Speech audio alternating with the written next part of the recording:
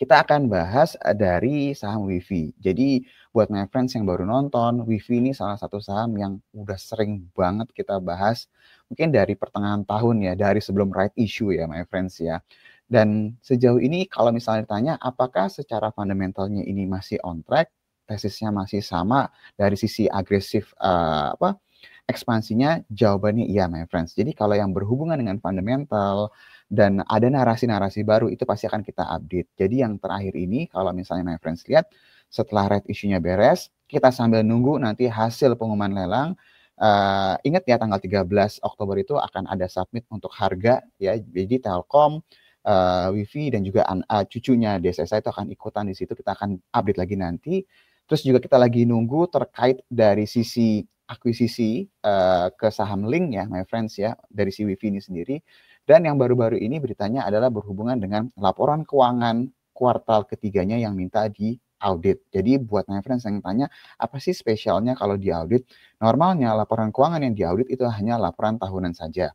Kuartalan itu sangat jarang sekali, kecuali memang ada permintaan dari pemegang sahamnya, biasanya habis akuisisi, atau habis merger, atau dia ada corporate action lainnya yang memang mengharuskan dilakukan audit.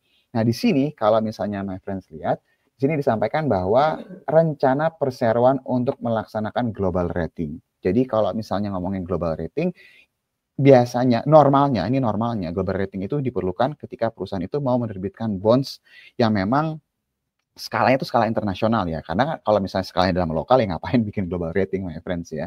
Jadi ini bisa dikatakan WIFI ini punya potensi dengan melaksanakan global rating, sangat mungkin sekali dia akan issue bonds ya kalau ngeliat dari keadaan seperti ini my friends ya. Dan harusnya angkanya bisa tergolong cukup besar nih kalau ngelihatnya keadaannya seperti ini. Kenapa? Karena kalau misalnya kita lihat kan sebenarnya WIFI ini baru banget right issue ya. Angka yang didapatkan tuh hampir 5,9 triliun. Jadi my friend bisa lihat bahwa secara neracanya itu ada tambahan dana yang skalanya besar banget di ekuitasnya.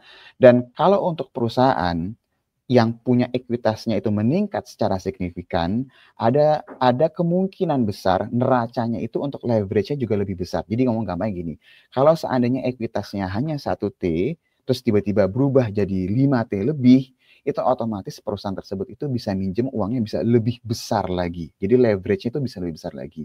Kalau kita ngelihat leverage-nya lebih besar lagi, berarti kita bisa bilang, wah ini berarti ada potensi proyek yang akan dikerjakan dalam skala yang lebih besar lagi. Jadi ini kenapa tadi saya bilang tesisnya masih on track dari awal pertengahan tahun kita bilang perusahaan ini akan ekspansinya agresif. Dan bersyukurnya ya dari pertengahan tahun di kisaran mungkin 19 sampai 2000 sekarang harga sudah mulai cukup stabil ya di 3233 ya my friends ya.